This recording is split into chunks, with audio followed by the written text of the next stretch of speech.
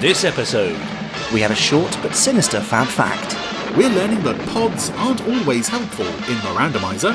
and we continue exploring the universe with Dr. David Parker That's all coming up in Pod 91. of the Jerry Anderson Podcast.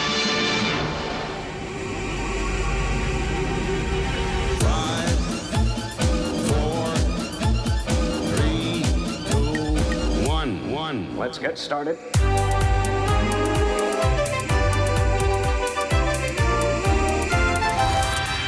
Let's go.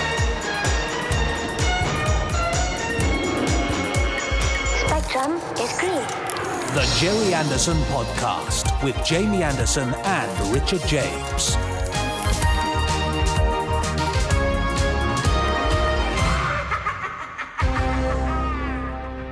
Hi, Jamie.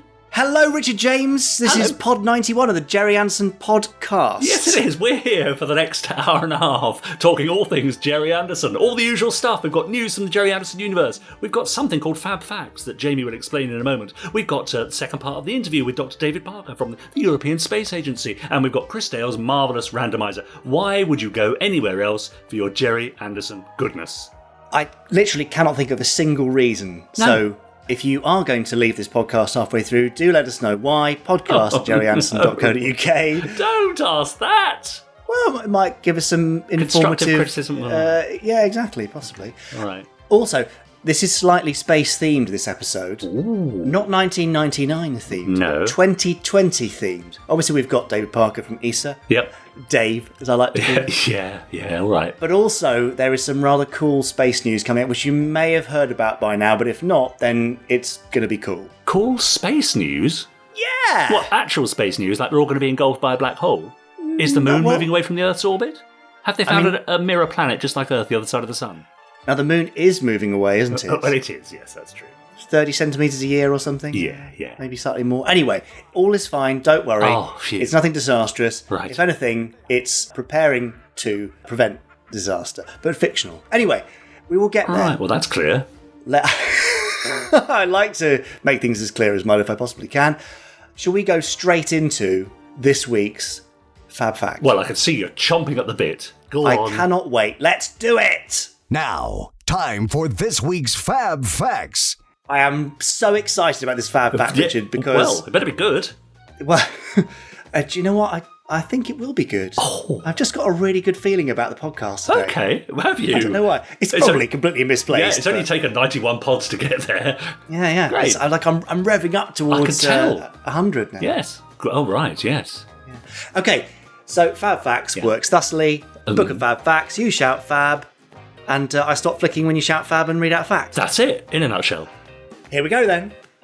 Fab!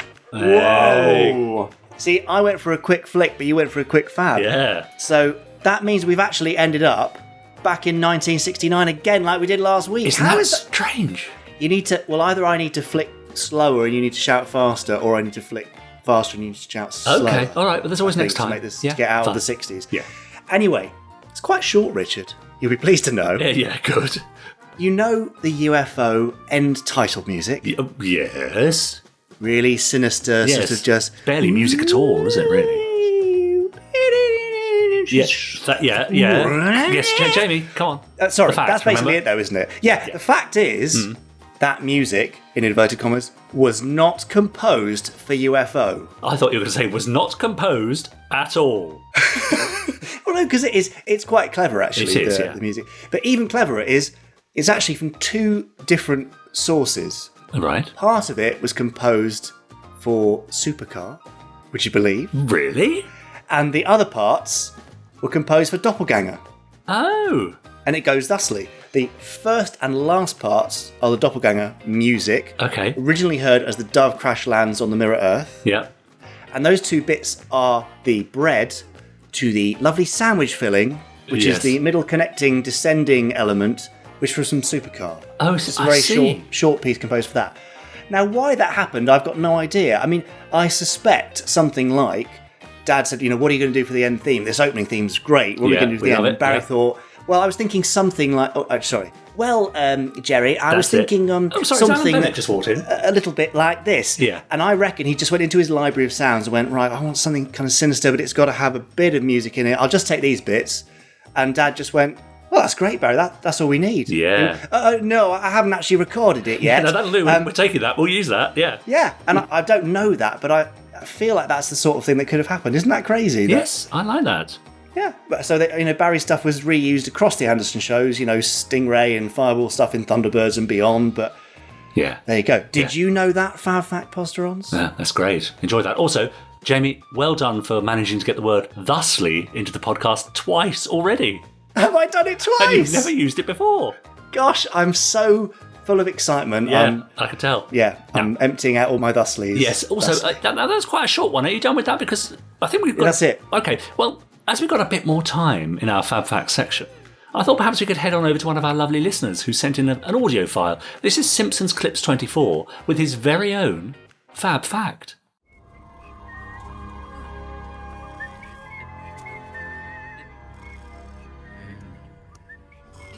Captain Thrice? Captain, wake up! We're recording! What? You know what? Maybe I'll try somebody else. Roger? G'day. Can you turn up the volume on the Transvision, please? My favourite song's about to start. Do as she says, Roger. Now! You got it. That's better. Hello all, Simpsons Clips 24 here. So, my first Fab Fact comes from an article I found from when Hit Entertainment picked up the distribution rights to Lavender Castle. Jerry himself said at the time that he wanted to do 100 episodes of the show and a possible direct-to-video feature film. But what you might not know is that he also wanted to do a book series based on the show, which he would write himself, much like with Gemini Force 1. And because the show saw no merchandising apart from the DVD, the book series never happened. Speaking of writing stuff, my second Fab Fact comes from my own cobbled together research. When a second series of Lavender Castle was commissioned by CITV, 2 more writers joined the team. These were American screenwriter Marco Palmer, who also wrote Stanley and Livingston, and Jimmy Hibbert, who was also one of the voice actors on the show. But even though scripts had been written by Marco and Jimmy, they have never surfaced because, like the merchandising, the second series never happened due to lack of interest. Uh-oh. Oh my god, I've gone and broken the Paradox's Transvision! There's thick green stuff oozing out and all! What in space is Nothing, Captain. I'll have to get Isambard to repair it fast. Thanks for listening, and it's back to Richard and Jamie. There. A listener Fab Fact, we don't often get those, do we? We don't, but thank you for that. We did ask for an audio file or two, didn't we, a few weeks ago? So thanks to Simpsons Clips 24 for sending that one in. Thank you for complying with our request. Yes, and that brings us to the end of this week's Double Fact! Now, the reason I'm laughing is because I took a bit of a chance and I did the outro to the Fab Fact Zone. I haven't so done that before, and it weird. felt really odd.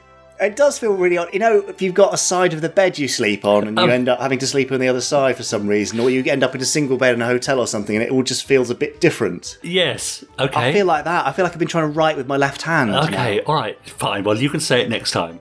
Okay? Okay. Make you feel better. Now, Jamie, Thanks. I'm afraid to say we've had a complaint. Yeah. Why? We have. What have we done? Well, this is it from about your language in that previous episode? No, that wasn't my language. That was Will Barton. In fact, it was Ray Winston's language, wasn't it?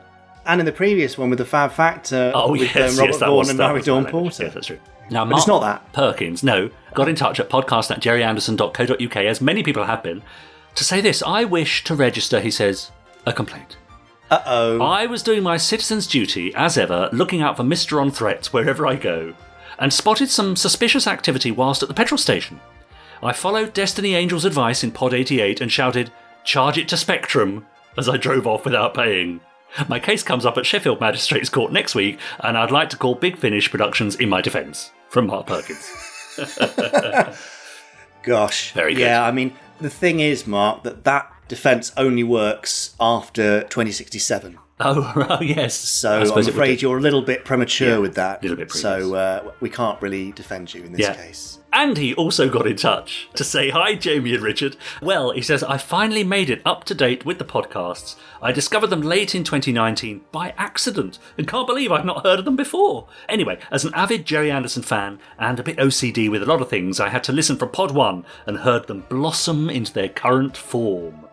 Some great interviews, and the banter between you always makes me smile. Weirdly, he says, one of my favourite pods was the one with Stanley Unwin, the Stanley Unwin intro, although I can't remember which one it was. Keep up the good work. Cheers, Andy. And he says, P.S. I may write again with some more spoutings of my love of all things Anderson. Yes, Andy, do send them in, because we love to hear them. More than thrilled to read more spoutings of love about all things Anderson. Yes. It would be rather marvellous, wouldn't it, Dickie Jiminy's? It certainly would, Mr. Anderbold. And he says he stumbled across the podcast by accident. Isn't that funny that people are still doing that? By accident. Yeah. How do you do that? On Twitter or something, I suppose, and you see someone mention it or share it? Or possibly, or just a Google search? Or the weird thing on podcasts is if you, for example, let's say you've been watching The Stranger. Right, yes. On Netflix. And you think, who is this Jacob Dudman? I'm going to look him up. And they search to see if there's an interview about The Stranger on Apple Podcasts, and they might say Jacob Dudman, and our podcast will come up because he was a guest many episodes ago, if you remember. Yeah, great. He's very good in The Stranger, actually, isn't he? He's very, very good. Yeah. I'm enjoying that. Did you watch the other Stranger? Is it called Safe? Safe. That's next on the list, yeah. Yeah, I didn't get into that. No spoilers, please, because I haven't seen it yet. No, I'm not spoiling it. Don't talk about it, because I don't want to know what happens, all right? Okay. Podsterons, what have you been watching on your VOD service of choice? What does that stand for? Video on demand. Oh, I see. Netflix, Amazon Prime. Yeah. There's one just for horror movies, isn't there? Is there? I can't remember what it's called, yeah. But do let us know. Or maybe you're watching Doctor Who on BritBox. Yeah, maybe you are. With the disappearing episodes. So I hear. Yes. Oh, it's all back now, it's fine. Anyway, sorry, I'm taking us way off topic. You are a bit. Let's get back onto topic, shall we? Over on Twitter, people have been hashtagging us, Jerry Anderson Podcast. They've been tagging me, Richard and James. They've been tagging you, I'm Jamie Anderson. A couple of them have, yeah, you're right. But actually, this person did any of those things. It's Jack Knoll, who we know, of course. Oh, we do know Jack. Wasn't it his birthday recently? Was it? Well, happy birthday, Jack, if it was. He says, once I finish my podcast, now we know about this, don't we? This is a security hazard podcast. Operation Anderthon. That's right, where I make my wife, he says, watch the first episode of every Jerry Anderson series and encourage her to comment on it. I'm going to start a new podcast where I make my dog watch every Doctor Who serial containing the word the. But I look forward to that. God, I wonder what the title of the podcast will be. Yeah, well, it's a good one. Yes, not really heard of that. Do send in your ideas. podcast@jerryanderson.co.uk. Right, we're way off topic now. Yeah, come on. Should we get back onto topic? I think we should. The Jerry Anderson news. Oh, yes. Then here's the Jerry Anderson news.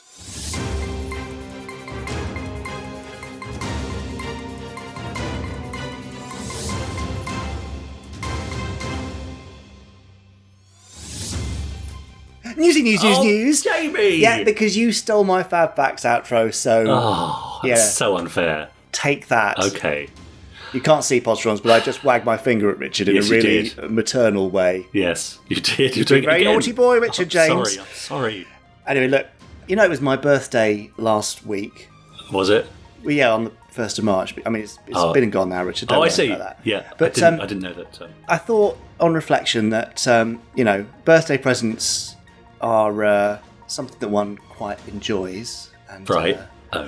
This time I thought, actually, in honour of our Fab Fact about the UFO music, and to give you a present, Podsterons, yes, then I've made a snap decision to cut the price of the UFO soundtrack on CD at the Jerry Anderson store. Jamie, you are a one. Oh, aren't I lovely? Down from $14.99 to, let's say, $11.99. Well, you just plucked that number out of the thin air. Yeah, just like why that. not? Okay. Why not? Out of the ether. Yeah.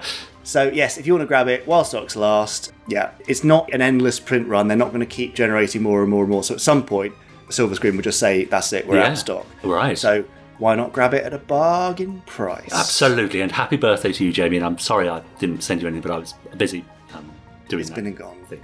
Yeah, doing it. Yeah. Anyway, Richard. Yeah. UFOs come from space, don't they? Well, do they? Do we really know? No, okay, we're getting a bit philosophical you're here. looking for a link, sorry. Some podcasts ago, I said that I was giving you a hint. Do you remember? It was something along the lines of preparations are being made for Zelda's invasion. Yeah, something like that. Yes, you did. Well, you may have heard the news But don't worry, we have sent Spacehawk Yeah. into space. You've done what now? Spacehawk, which is the Terrahawk's orbiting station, Yeah. and the kind of first line of defense against attacks from Zelda and her androids on Mars. Mm-hmm. Well, I've got a Bandai toy Uh-huh. of Spacehawk. Well, I did have. And we worked with Raptor Aerospace Yes. to launch Spacehawk on a rocket into space. Really? Yeah, the flight took place at the end of February. Oh. The launch was successful. Yeah. You should be able to see videos of said launch and photos on our YouTube channel and the Jerry Anderson website. Great. And I'm pleased to report that Spacehawk went briefly into orbit before returning safely via parachute, and it's now back on Earth after a successful test flight. Have you got it back, or is it on its way? So, no, it's with Raptor currently, and what we're probably going to do is auction it for charity. Nice. We'll probably split it between the Young People's Puppet Theatre and Alzheimer's Society, something Great. like that. Yeah. So keep an eye out for that. It was a great little fun thing to do. Ben Jarvis, who's the boss at Raptor, actually reached out to me over Christmas in response to one of my Boxing Day posts about Dad's anniversary of passing. Mm-hmm.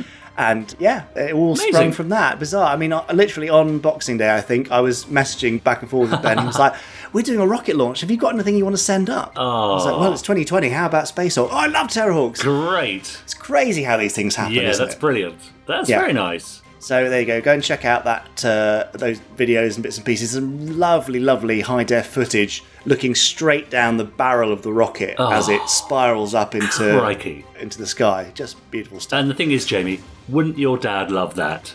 Oh, of course you would love Wouldn't that. it? Yeah, That's yeah. brilliant. So I mean, the fact that we're chatting to David Parker from ESA Yeah. and this has happened, it's just brilliant. Yes, so great. There you go. Good for you, Terrahawks fans. So we can only hope that very soon you'll be sending a, Jerry Anderson cast member into space. Absolutely, Yeah, yes. Imagine. Who wants Orin on ice when you can have Orin in space? That's right. Or in orbit. Yeah. Orin in orbit. Yeah. Perfect. Nice. Now, Terrahawks fans, part of the reason we announced this on the 5th of March was because there is a very special Terrahawks vinyl release coming out for Record Store Day. Oh, is there? Yes, we've got lovely remastered extended mixes of the opening and closing themes, plus the audio story Into the Breach Yeah. by Terrahawks alumnus Mark Woolard. Available on limited edition orange vinyl. Oh, of course. Great. Oh, it's beautiful. So at the time of recording, I've just been listening to the test pressings. Sounds great. Very, very cool. Super limited edition, and will only be available from your local record store. So if you want a copy, ideally go down and see them before actual release day, which I think is mid-April. Yeah. And tell them that you want it, and then they will place an order Yeah. and make sure they've got enough to cover demand. But it's a super limited release for 2020, being the year of Zelda's invasion in the original series. Yep. So go and grab it. That's cool. Very nice. Right, that's probably enough. As usual, go and check the YouTube channel for the latest primer. Go and check the website for the latest articles. I think we've had quite enough of excitement for one day. So unless you've got anything to add, Richard, I have nothing to add, Jamie. I'll let you close out what's happening now. That was the news. Exciting news. It was exciting.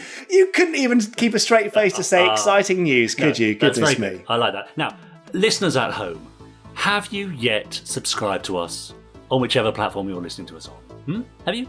Have you left a review? They're looking guilty. Yes. They haven't done it. You haven't, have you? Now, leave us a nice review and leave us a rating, all right? And you, at the back there, I can see you sniggering. Share us with your friends so they get to hear us too. It's quite easy. Now, people have also been getting in touch with us on podcast at jerryanson.co.uk. Here's a lovely email from Martin Laybourne, who says, hello, Richard and Jamie. No, he doesn't. He says, hello, Jamie and Richard, because he says Jamie's name first, as in the initials JR21 Toys. Nice. Yeah? On the 13th of February this year, I discovered the Jerry Anderson podcast and was so impressed by Pod 1, I've downloaded and subscribed to all past and future pods. Well done, Martin. He's doing it correctly, you see? He says, I've been listening on average to 3 pods a day trying to catch up. Whoa! Yeah, and I haven't lost interest. Yet. Yet. Oh, we did say that. He says it's full of interesting facts and info, especially enjoyed Tim Beddoes from Network. I'm a first-generation fan, brought up on Thunderbirds, or Blunderbirds, as my dad affectionately called it. Nice. I remember, at the age of 5, waiting for the Paperboy to deliver TV21 issue 52, the first issue featuring Thunderbirds. And I had, and still have, most of the mini-albums. My favourite Anderson show is UFO, which I have fond memories of watching in 1975 late on Friday nights, trying to work out if the female skydiver occupants wore anything under their string uniforms. My favourite vehicle is Skydiver, especially Sky One. This is by far, in my opinion, the most convincing. I'm listening to Pod 45 while I'm writing this, so if you should read out this email in Pod 89 or 90 or 91, it'll be a nice surprise when I get there, which will be around the 14th of March at my current rate. Well, that's not too far off, is it? Yeah, that'll only be a few days after release. Absolutely. Congratulations, welcome along. Now, he says, I've tried listening at 2 times speed, but I have to concentrate too much on Richard as he talks very fast. I sometimes listen at half speed, which is very entertaining. It sounds like 2 beard-up lads putting the worlds to rights just before closing time. That is basically our theme, isn't it? Yeah, that's true, putting the world to rights. And then he says, keep up the banter and good work. Catch up with you soon when I've caught up with you, if you know what I mean. That's regards, Martin Laybourne. Thank you very much, Martin, for that. Cheers, Martin. Welcome Now, along. And maybe we should do Richard. the rest of the podcast at Yes. half speed. I think that's a good idea. No, that's cruel. We couldn't do that. Yeah, I felt a bit odd doing that. Yeah, so. you looked a bit odd, I must say. I went a bit cross-eyed, didn't I? Oh dear. Okay. I love the fact that people are still, well, as last week, in Yeah. fact, people are still finding us anew and listening to the whole lot. I know. Three a day. That's Yeah, that's really you might have a committed, bit of isn't it? a Or he should problem be, anyway. there. We might have to. We might have to set up a group. Yeah. Jerry Anderson Podcast Anonymous. But a helpline, yes. Yeah. So If you've been affected by any of the issues discussed in this podcast, it's your own fault for listening. But don't turn off. Please stay with us. Yeah. Have you got anything else to add before we go over to ESA? No, let's go over to ESA. Okay, ESA, the European Space Agency, has a very lovely person that works there called Dr. David Parker, who is the Director of Human and Robotic Space Exploration. Yeah. And we heard part 1 of his interview last week. We did. I mean, the next thing, logically, is part 2, which will precede part 3. Okay. So, should we do part 2 now rather than part 3? Let's do part 2. Here's part 2 with Dr. David Parker. But Elon Musk is playing with those, right? I know they haven't gone into space, but the vertical takeoff and landing rockets. Absolutely, yeah. No, I mean, that's been one of the most amazing things to see for me in the past few years is when you did the first flight of the Falcon 9, where there were 3 boosters and 2 of them came back right next to each other. Body that knew, Jerry Anderson stuff said, it's like something out of Thunderbirds. That was science fiction becoming reality.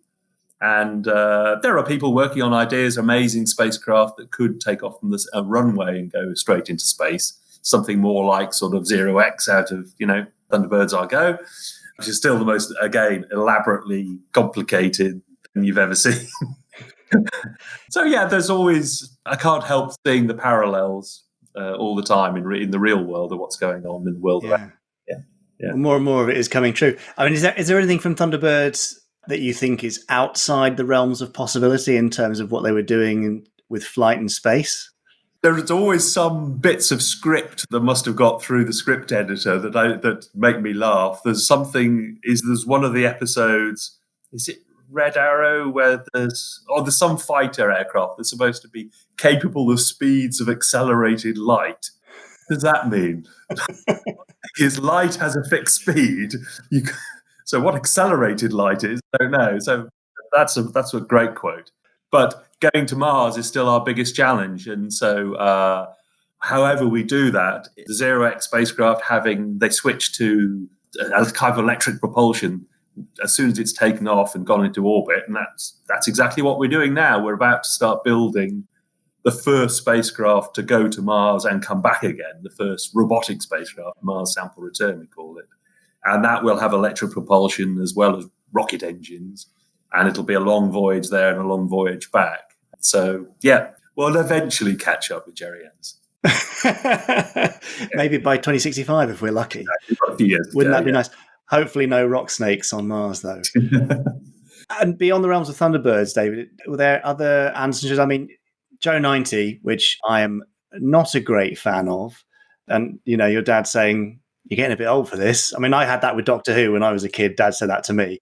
So I get it. But, you know, Thunderbirds and its very futuristic approach versus something like Joe 90, where he lives in a thatched cottage and it's all very kind of, well, it was set in 2012, I think. Yeah. Did that still hold your imagination, or is the Thunderbirds the peak point for firing your imagination? Well, I guess Joe 90 was okay. And the best thing about Joe 90 is the music. Yes, agreed. Okay. The theme tunes and the closing credits, I still think are very cool. The kind of James Bondy sort of suitcase and satchel with your pens and pencils and your win badge. But then the next step up was obviously UFO, I guess. And that was something completely different. And again, I can remember sort of trailers coming on ITV, seeing the interceptors going up and all of that. And of course, we only had a black and white TV, so the whole thing about girls in purple wigs passed me by completely anyway. But then that was a really, amazingly exciting. And the idea that it was not that far in the future, from 1970 to 1980, it was in the future. And it was, having just seen the moon landings or whatever, it didn't seem outrageous that there would be a moon base by 1980 and that we'd be shuttling backwards and forwards quite happily. Yeah, but now it seems slightly outrageous, I guess. Oh, all right then. But the thing, of course, that happened at the same time, and I want to, say a bit more about that really makes me laugh now, is the feature film. So Journey to the Far Side of the Sun, aka Doppelganger, which still has, I think, probably some of the best special effects, the launch sequences. Oh, amazing. Beautiful Derek Manning stuff. It's utterly beautiful. But the thing about it, it's a bit like my job today. So you know that, and I've shown it to colleagues here at ESA, that amazing, it's about the European Space Exploration Centre. So it's they're based in Portugal, which is an awful lot sunnier than where I am on the Dutch coast in the rain and grey looking out the window here. But they have that meeting at the start. Now, you may think that's a bit of exposition, where they're having the meeting of the Space Exploration Council with the delegates from the different countries, remember? Yeah. Well, that's exactly what most of my life is like. So the council meetings are in Paris, and it's 22 countries around the table, not just a few that they had in that show. But I still laugh because everybody comes to Paris and we all sit around a big table, whereas in Gerry Anderson's world, they were doing it by video conference already. Arguments about how much is this going to cost and are you going to tell us how long this is going to take and the political problems of one country versus another country. That's 100% reality. So even if you don't watch the rest of the movie, that bit rings true. And that is your job in a nutshell. Amazing. And obviously the reality of it falls away slightly with the Mirror Earth, I guess. The physics of that is... Yes, unfortunately, that's the only bit about Anderson. When you scratch the surface of the science bit of the science fiction, it doesn't hold up terribly well. But the vehicles look beautiful, and the kind of re-entry vehicle, the sort of lifting body, the Dove, that's still sort of thing that we're working on. We are actually in ESA working on a kind of unmanned, uncrewed vehicle that doesn't look dramatically different, and that will fly in a few years' time. It'll be called Space Rider, so we'll use that to get cargo into space. So, and it'll launch on the back of a big rocket. So, yeah, it's not far from reality again. It's so lovely. So, all this stuff that is becoming reality, how much of an influence do shows like Thunderbirds, films like Doppelganger, etc., actually have on today's stuff? Or is it just that they spotted a pattern early on? Yeah, who knows? I mean, reality follows art somehow, doesn't it? All of those, I mean, that was such an exciting era of the 60s. Everything changed so quickly. It was not just, space. It was also like Concorde. I remember the first flight of Concorde because that was on the BBC. That was broadcast. So all of this future seemed very real. And then everything seemed to slow down a bit in the world of space. But it's really got going again. And so maybe there are people of my age, and don't just me and Anderson shows, but all of the sci-fi stuff at that time that influenced people, and we're still kind of excited by the dreams that we had back then and trying to make them reality now and pass it on to the next generation. And that's what's really exciting working with the astronauts. It's not just that they're incredible people, then they all are, but then to see the effect they have on kind of young people when they go into schools, or you can talk to them on Twitter or whatever. That's that sort of imagination and that inspiration, because we also want to inspire people to maybe do something amazing themselves. Not everybody's going to become an astronaut, but you can study and maybe you can work in space, or you can work in something else that's really important with climate change, whatever. But so the inspiration of space is really important, and the inspiration of the shows like Jerry made. Yeah, definitely. Yeah. Awesome. I mean, it's very humbling and makes me very proud to be speaking to somebody like you who has a love of Anderson stuff, no matter whether that influenced you by, 0.05% or more. The fact that we're talking about how, his shows from 50 plus years ago are having an effect today, or are being made reality in some ways today, is so cool. So there's a nice kind of handing on. Do you think there's a lack today of entertainment which is aspirational and utopian in the way that something like Thunderbirds was? I know that we obviously took a darker turn for Captain Scarlet or UFO. And is there something missing to inspire people beyond the reality of what's going on right now? Oh, yeah, maybe. I mean, that was what's special about Thunderbirds, is that it was the altruism of it, and other people just going out and helping. And I think young people have that, definitely. You see how many young people do amazing things. But TV shows that have that positive vision of the future and that you can make a difference, fair enough. It's a good point. We should have more of that. Yeah. Please go and make some, will you? We're doing our best. We need some more Anderson stuff in the world. So skipping back to the kind of timeline through Anderson stuff. So you were actually growing up at the perfect time, because you got a whole whack of the kids stuff, the more puppet driven, perhaps younger skewing stuff. Then you grew up through UFO. And then the mid 70s, we hit Space 1999. Are you going to tell me? No, I never watched that. Oh, no, absolutely. So I must have been, 11 years old. So it started just as I went to secondary school, yeah. And by that time, yes, we did have a colour TV, and it was bigger and more dramatic. And the opening sequence and the special effects just seemed like nothing you'd ever seen before. Yeah, with a little bit of the kind of first sort of CGI, I guess, the sort of some things being added to it that we hadn't seen before. And again, as you say, it's a little bit more grown up, quite a lot more grown up. And actually, you watch some of those episodes now and you realise, even for any kind of TV, there was a lot, at that time, there was a lot of quite dark or interesting or challenging TV.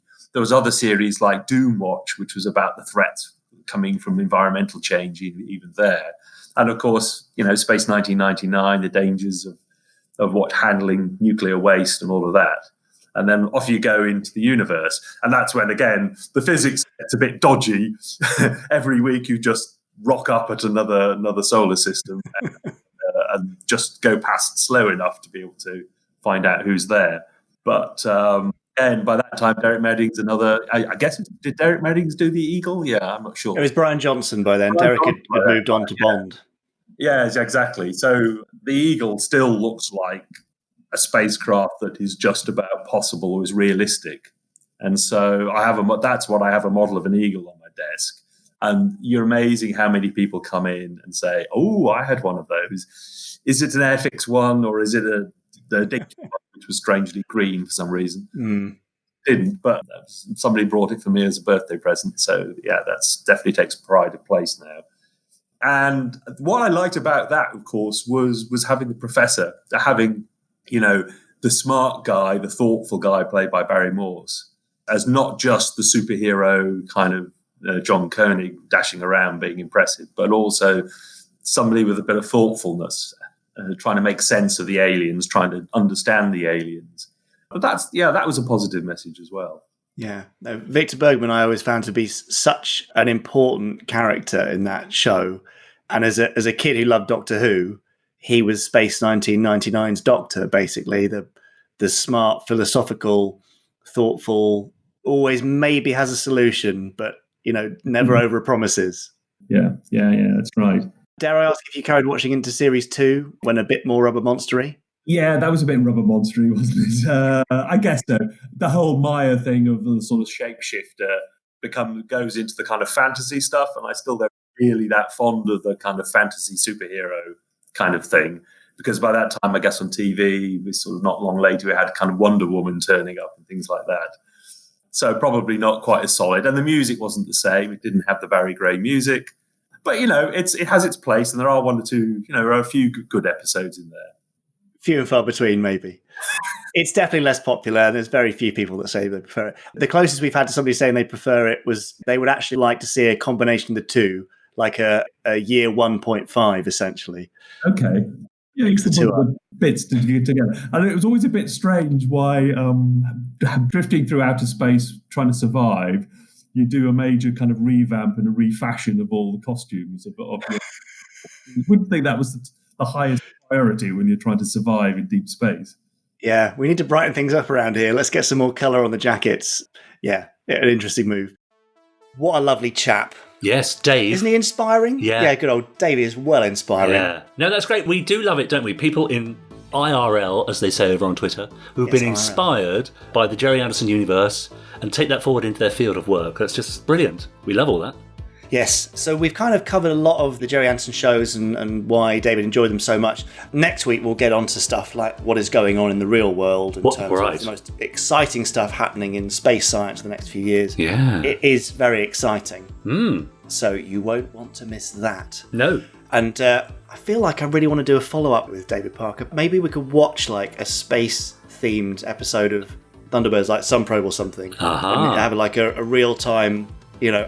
space scientists react that would never work. episode. Well, it would mostly be that. Although, as he said, a lot of stuff has come true, and a lot of stuff was, extremely visionary in terms of how accurate it would turn out to be. Yeah, that's right. Amazing. So, or just probably a bit less complicated than Zero X's prolonged 3-hour launch sequence. Yeah, let's hope so. Anyway, great. Part 3 next week. Can't wait. Thank you, Dr. David Parker, and again, thank you, Monique, his assistant, for arranging that. Yes. Okay, Richard, what's next? Well, have you got more things, tweets and stuff? Dear listener, are you on Facebook? Because if you are, you might wish to know that there's a very active, very friendly, very fun Facebook group dedicated to the Gerry Anderson podcast. In order to take part in all the fun, all you have to do is answer 3 questions and make sure you answer them. They are things like, what do you listen to the podcast on? How long have you been listening? And do you agree to treat everyone with respect? Because, of course, that's what it's all about. And if you answer all those questions correctly, in my opinion, I will let you in. For example, Robin Warner, who's a new member, hello to Robin, posted the other day, my merch parcels arrived yesterday, but hubby put them out the way and didn't tell me. I only spotted them as I was leaving for work, and now I have to wait another 9 hours. Oh. She says, I'm sure this is legitimate grounds for divorce. Well, I mean, I'm not going to get involved with that. Yes, we can't arbitrate in matters of... No, we really can't. That, no. Rob Doyle has been posting his reviews. He's been watching things like Secret Service, and he's now moved on to Stingray. He says, I watched my first Anderson Christmas episode today, Stingray's A Christmas to Remember. It's a very sweet story about an orphaned boy whose father was an aquanaut who served under Commander Shaw. It also has a subplot about a mysterious sub whose crew has disappeared. Strangely, Shaw is worried about the security implications of letting the boy on the base. However, Troy tells him what to write in a letter, and Shaw can't say no. The whole story has a very dreamlike feel to it, with some odd camera angles and a very odd but beautifully choreographed ice skating sequence. Oh yes, it is amazing, that, isn't it? Yeah, it's very We're both sweet. very familiar with that Yes, shot. that's right. So well done, Rob. And David Munns posted a picture of his Captain Scarlet and the Mysterons 50th anniversary box set, saying, what a lovely little set this is. Recently picked up from the Anderson eBay store as a store return, although new and sealed. He says, I've been listening to it at work today and got thinking, what if they adapted the non-televised episodes into special episodes, like for the Thunderbirds 50th anniversary Kickstarter? Yeah, well, that'd be good to see, wouldn't it?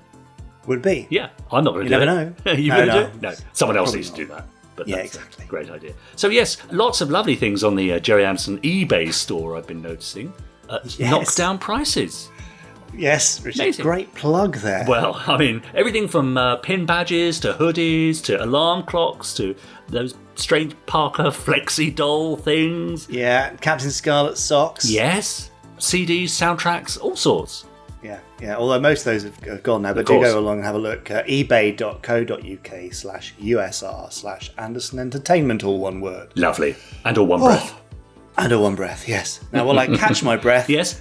shall we hand over to the randomizer general, Chris Dale? I think that's his name, isn't it? Unless he's changed it. I just forgot for a millisecond. No, I'm pretty sure it's Chris Dale. Good, okay. Okay, Chris Dale, here you go. Let's see your randomizer.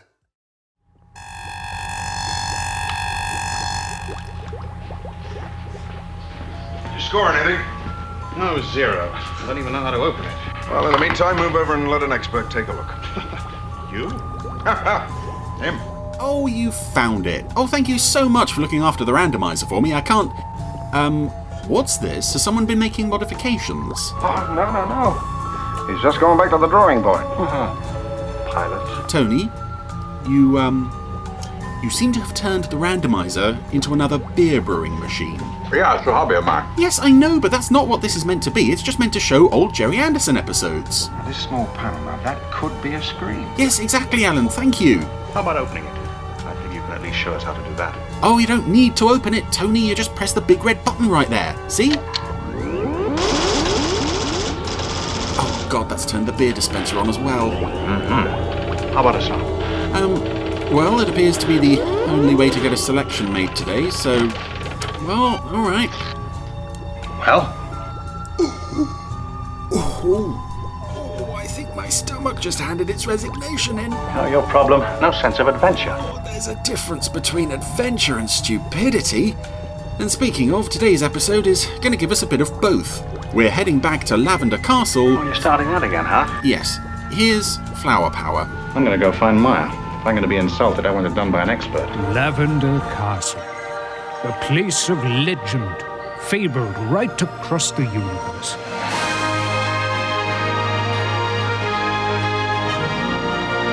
This is our quest to find it. So, last time our Lavender Castle selection gave us the very first episode of the series. Now we are, I believe this is the second episode. So, we're proceeding through these in a fairly sensible order so far. As always, I'm really looking forward to seeing what we get today, because although I am more familiar with this show now than I was before I started the randomizer, it's still a voyage of discovery for me, and so far every instalment has been something rather entertaining. And hopefully today, with Flower Power here, we get more of the same, more good stuff.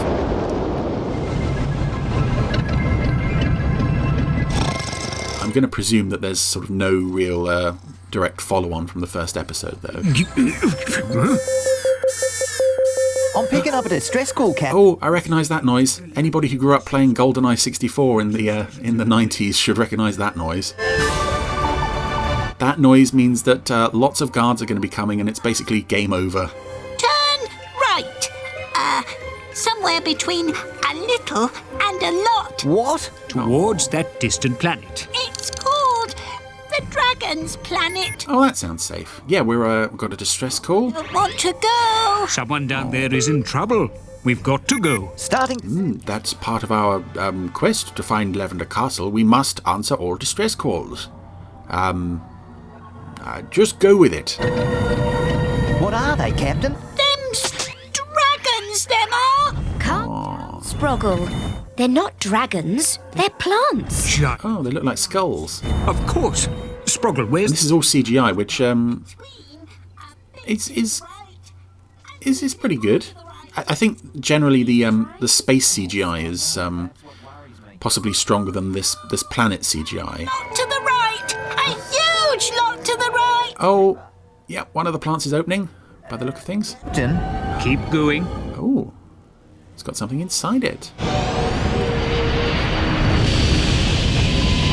Yeah, a little house. It's safe to land here. I've never seen anything like it. Although Inside a plant. Let's go and have a look, shall we? Nobody seems at all bothered that they're now inside what looks like a Venus flytrap.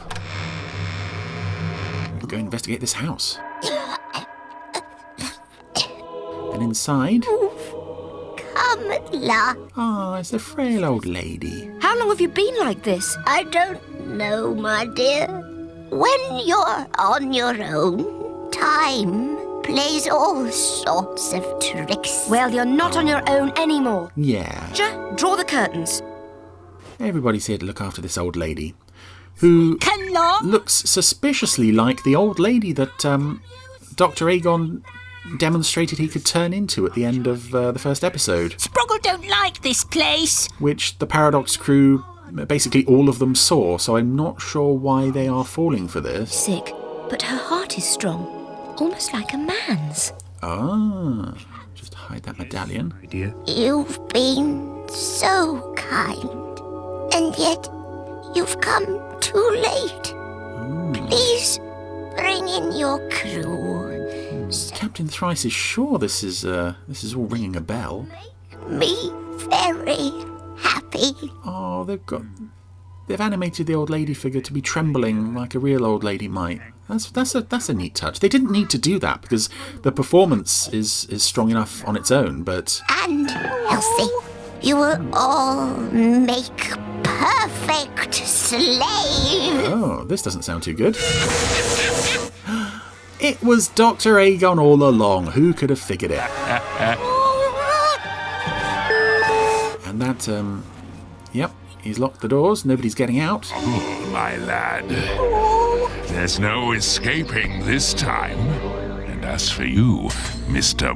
Big Shot Captain Thrice, I've waited a long... Oh, Thrice pointed at himself as if, you mean me? What's happening? The pod is closing. Oh, no. That's what. Soon there'll be no light, and you and your Paradox will be trapped. Trapped! It won't open again until sunrise. I've got you, Thrice. You're forgetting. Until sunrise. If we're trapped in here, then so are you. Yeah, I was going to ask that. Forgetting something? I think not. He's got the magic medallion, lets him do... Oh, okay. Hey, interesting piece of equipment. Never... I'm suddenly here now. I wasn't before, but I am now. Look, it's all right. If Dr. Aegon can find a way out, I can too. Oh, no, you won't. Now he's yelling at them through the letterbox. Yeah, he reversed into the wall like he was one of those figures on like a ride at a theme park. Sir Squeakalot, the door. Certainly, sir. I can hear Roger yelling speaking in the background. Oh, and then there's the subtle approach. Come on, everyone. Yep, so he just blew up the door. Okay, that works.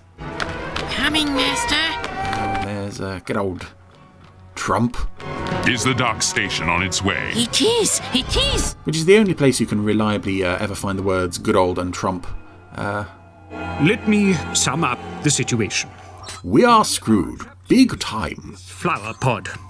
There is no way out until it opens tomorrow morning. By which time the Dark Station will be here and we will be Aegon's slaves. Oh. Yes, that about sums it up. Any suggestions? Do you have... You don't have weapons, do you? Bless you. I thought he was going to say a time machine. Yes. Bless you. I have an idea, Captain. It's pretty wild, but it's worth a try. And exactly what is it, Leica? For your ears only, then.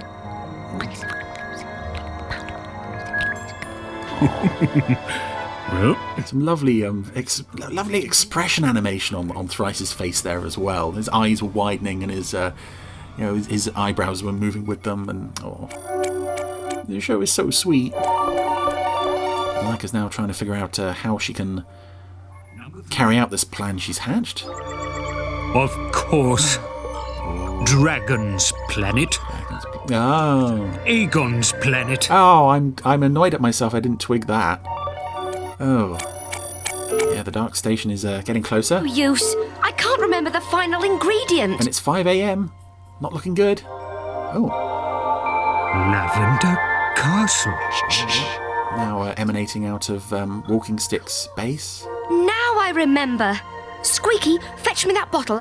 Quickly. Yes, Miss Leica. Oh, so the power of Lavender Castle that Walking Stick has just jogged Leica's memory, I think. When the pod opens. Yes. Yes. Yes. Oh, has Dr. Aegon been standing on top of the pod all night? That would seem to be what they're implying here. Do you like her? Oh, and Leica's now turned into CGI. At least for the long shot. Now she's a regular stop motion, and she's sprayed some sort of powder at the plant. Works. You'd better hang on to something. Trying to get it to burp the paradox up and away. Hold tight, everyone! But Aegon is still standing on top of the pod. Oh, that probably wasn't a good idea for him to be stood there all night. Fantastic! What did you make, Leica? Explosives? Sort of. It was sneezing powder, actually. Oh, sneezing powder! No, why didn't I think of that? Well, in a strange way, Isambard, you did. I did? I wonder what happened to Aegon. He must have been blown right off the top. Dock station! Oh, Aegon is flying home, apparently. I didn't know he could fly. Aboard! That's pretty cool. Oh dear. And he smashed himself onto the side of the Dark Station, and that's it. Okay, that's it from Flower Power. That was I would say that's probably the least impressive Lavender Castle I've seen so far, but as only the second episode, I can appreciate that maybe they weren't running on full strength at this point. Also, very strange that Aegon would manage to trick them by turning into the old lady that he turned into at the end of the first episode. I'm sure he did, and right in front of Captain Thrice's face, and nobody twigs it here. Oh well. I'm sure they'll learn for next time. Lovely Lavender Castle. Lovely Lavender Castle. Yeah, episode 2, as Chris said, hadn't quite hit their stride yet, as is so often the way. They throw everything into the pilot to make it look and feel as beautiful as possible. They have to throw in all the character stuff and to introduce all the characters, so it feels busy. Yes. So I think a lull in the second episode is only natural. Shame though, if you're only just joining for the second episode, isn't it? Yeah, well, of course, but then you wouldn't have it to compare with the first one, so you wouldn't know since the lull. Anyway, as Chris said, yes, at the end of episode 1, Dr. Aegon turns into an old lady character. Right.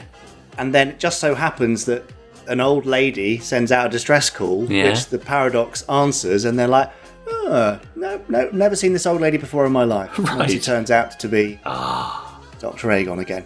Yes. So, yeah, but it is sweet. And also, I love the name of Dr. Aegon's ship. Oh, what's that? The Dark Station. The Dark Station? It's got, I don't know why. I mean, there's so many things that are trying to be reminiscent of the Death Star and that kind of thing. But the Dark Station, it's just a cool name. It's a bit like it's a bit like Maidenhead in a power car, isn't it? When you're waiting for the 2335 to cook. Well, I was going to say Newport Station, as you know. Of course, yes. Let's just call it that in future. Yeah. Oh, yeah. I'll meet you at the Dark Station at 2:30. Perfect. Anyway, there you go. Lovely stuff. And also, at the very start of that episode, after the opening theme, when the music comes in, there's this lovely falling melody. Oh, yeah.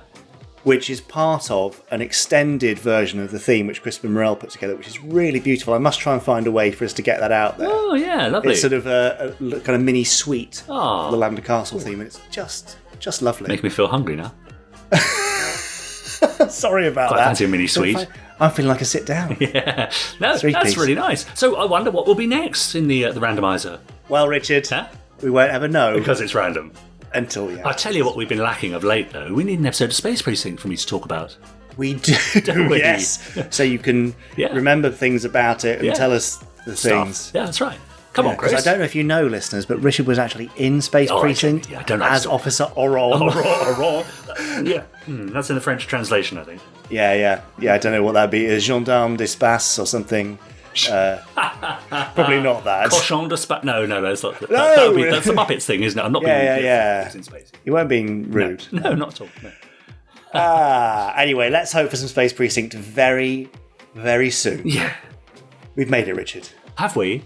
Yes, I think so. Is that it? To pretty much the coda of this episode. Yeah, great. The Jerry Anderson podcast. Good, at last. Pod 91. Next week. Pod 92. Well, I was going to say part 3 of our interview, the final part of our interview with Dr. David Parker. Yep. Again, inspirational stuff there. Yeah. What a great time chatting to him. And hopefully we've got some other interesting interviews coming up. I believe I'm talking quite soon to Maurice Bright, who is the boss man at Elstree Studios. Oh, right. Yeah, great. About the history of Jerry Anderson Elstree and his personal memories of meeting with Dad and that sort of thing. And beyond that, I can't quite remember, but that's plenty exciting enough, I'd say. Oh, it's Coco. Absolutely. That's such a Richard Jamesism now. So, yes, do pop along to your local record store and tell them to pick up some copies of the Terrorhawks limited edition orange vinyl release for Record Store Day. Go and pick up the UFO soundtrack and go and watch the videos of Spacehawk being launched into space and then coming back down again. Definitely going to do that. Yeah, me too. Email us, podcast@jerryanderson.co.uk. Do leave us a rating and a review, or a revating, as we're now calling it. Yes. We'd love that very much indeed. If you've left us a rating, send us an email with a screenshot of it, and we will read out our favourite in pod 92 or 3 or 4 or 5 or 6 or 7 or 8. Right, okay. But not Narrows it 99. And we'll send you something nice if you've written a good review and we like it. So thank you very much indeed in advance. Is that bribery? Or encouragement? It's encouragement because we're not guaranteeing a prize and we're not giving it in advance or in return for writing a review. It's just a chance thing, probably. Fair enough. I think that covers us anyway. I think so. Yeah. Right, we better go. Yeah. That's the end of the Jerry Anderson Podcast, Pod 91. Yeah, that's it. Should we go? Bye. Bye-bye.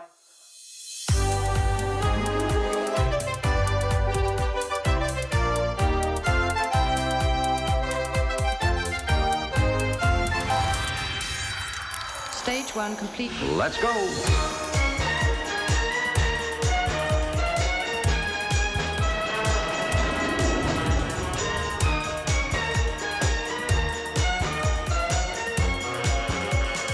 Spectrum is green.